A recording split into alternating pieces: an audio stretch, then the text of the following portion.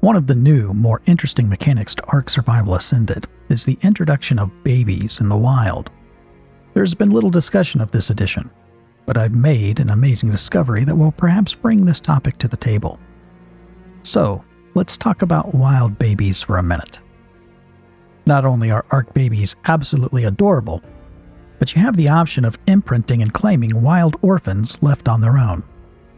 This can expedite getting a more powerful dino than you could perhaps otherwise achieve in taming by yourself early on in the game.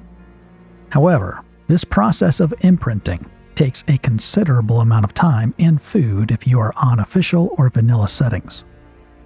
It can take a baby dino days to mature, whereas taming an adult will take usually just a few hours at the most. This brings to question the benefit of imprinting wild dino babies versus just finding higher level adults to tame, at least for the efficiency of time.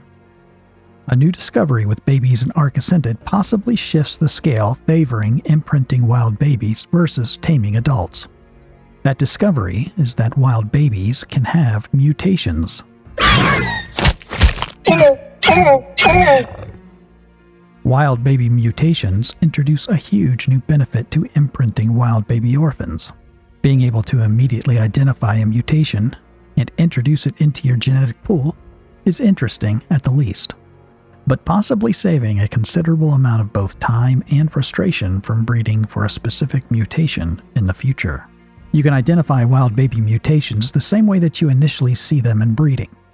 The offspring will have more levels than the parent if a mutation has occurred. Take this adult 135 male Carno and its offspring, the 137. Clearly here, the baby has a mutation.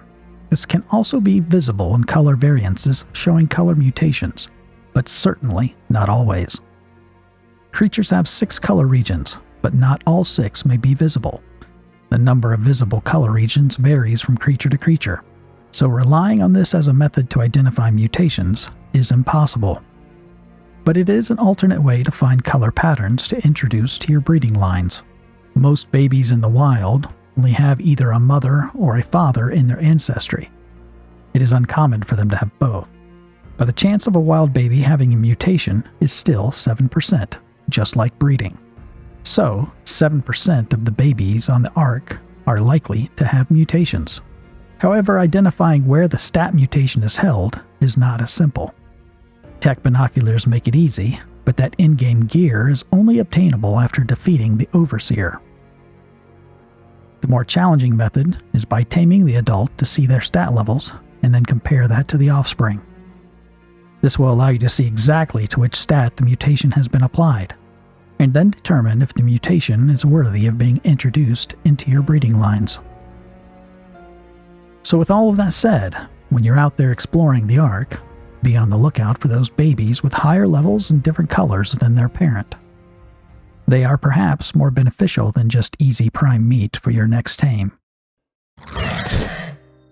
I appreciate you taking the time to watch this video. If you found the content useful, then exuberantly utilize that like button, and also let me know in the comments below what wild baby mutations you found in the wild.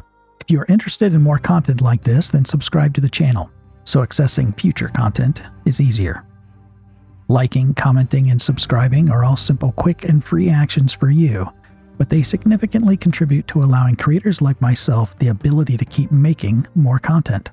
So your participation is very much appreciated. Thanks for watching, and until the next one, keep gaming.